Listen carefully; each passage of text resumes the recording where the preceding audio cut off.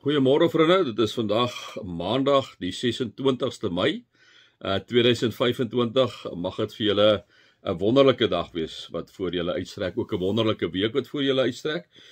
Net 'n bietjie herinnering, ons het donderdag die 29ste Mei het ons 8:00 die oggend het ons hemelvaarts preek by die kerk. Julle is welkom om by te woon.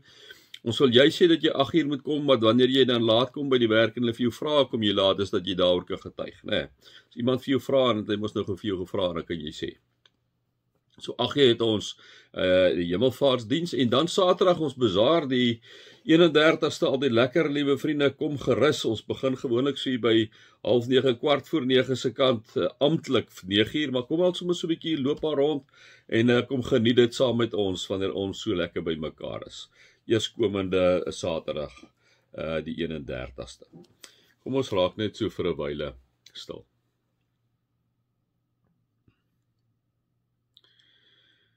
O Heilige Gees, baie dankie vir die wonderlike voorreg wat ons het om vanoggend in die midde te kan wees. Dankie vir 'n nuwe week.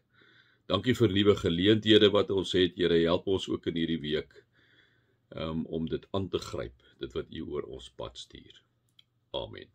Vriende, mag daar vir julle genade en vrede en oorvloed wees, omdat julle God ken, Jesus ken en die Heilige Gees ken.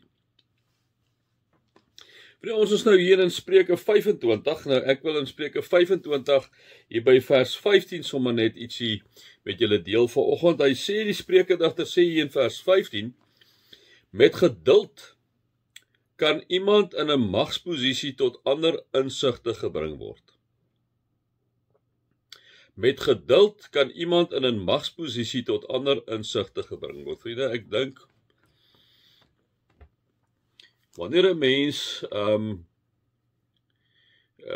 dikwels, kom ons praat nou maar oor 'n jeethoof, né? 'n jeethoof wat 'n leier is. Wanneer jy met so iemand in gesprek gaan, help dit nie jy is ook 'n jeethoof nie. Help dit nie dat jy ook iemand is wat die ander ene aanvat nie, né? Ek dink wanneer 'n ou in 'n gesprek is waar iemand aanvallend is, wat in 'n magsposisie is, en wanneer jy, liewe vriende, daardie persoon dan rustig uitluister, en rustig net op antwoord, dan gooi jy nie olie op die vuur nie. Die oomblik wanneer ek en jy, as ons in so 'n posisie is, dit kan nou wees met jou werkgewer, dit kan nou wees in die politieke situasie, dit kan selfs wees, dit is maar meerendeels hierso te doen met mense wat in magsposisies is, né? So, as jou werkgewer kan 'n politieke kringe wees, en ons sien natuurlik dit ook in jou magte. Nou in die magte het jy nie veel onderhandelinge nie, want ek bedoel die dissipline wat gaan as jy nou sommer van jou bevelvoerder sal verskil, né?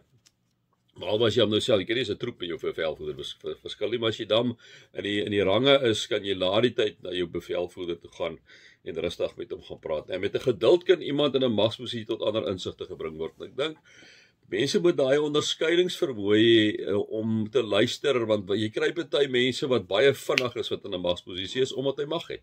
So jy moet jou mond hou en jy moet luister, né?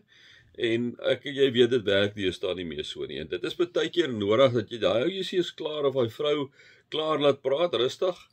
En miskien baie keer na die tyd gaan sien wanneer dit 'n one-on-one is. En dan met die persoon praat, dat jy hom nie voor die ander mense aanvat nie, want dit kan wees dat daai in bedreig voel.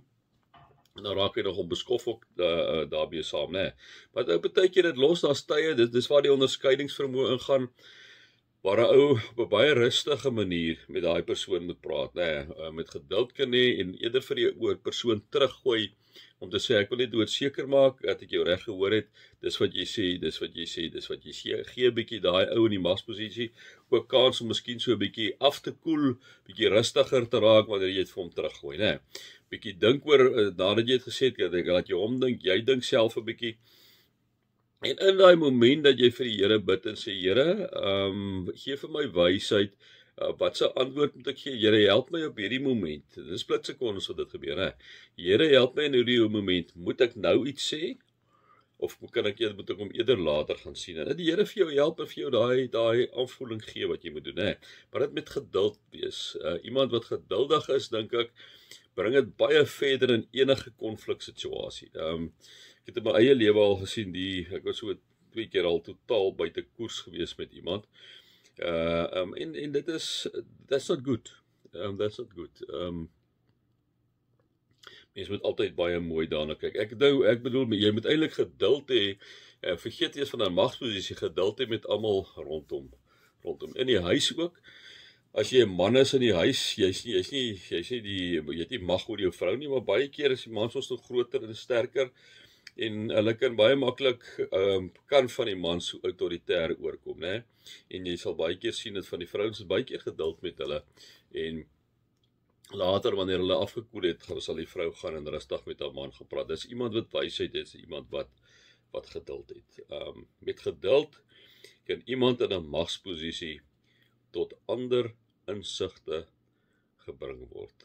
Met geduld kan iemand in 'n magsposisie tot ander insigte gebring word. En dit is ook baie keer om iemand wat in 'n magsposisie is, wanneer jy vir hom die vraag vra, wanneer jy vir hom sê, jy verstaan dit so, en dan vir die persoon te sê, jy het 'n suggestie om te maak met nederigheid dan daarin te kom, te sê, jy het 'n suggestie om te maak, miskien verstaan jy dit verkeerd, daai taal wat ou gebruik, miskien verstaan jy dit verkeerd, maar jy wil iets net gee om oor te dink, maar van die tafel, en dan gee jy jou opinie wat jy ook daar gee, né?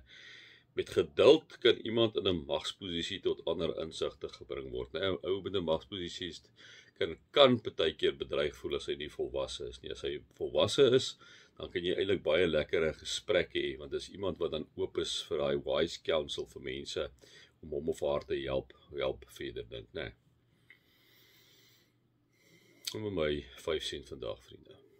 Mag julle God se liefde ervaar, Jesus se genade ervaar en die Heilige Gees se teenwoordigheid ervaar. Amen.